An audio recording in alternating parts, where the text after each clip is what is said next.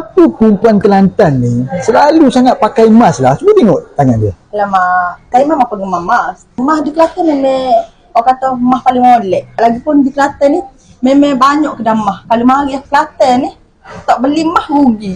Apa beza emas dekat Kelantan dengan negeri lain?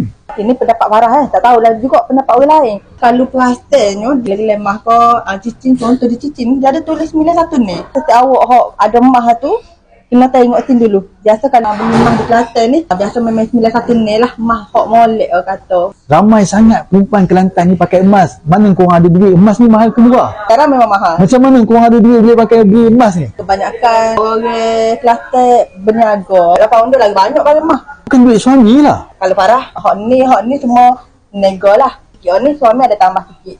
Kalau korang jumpa perempuan Kelantan ni, paling tidak korang akan nampak gelang ataupun cincin emas diorang.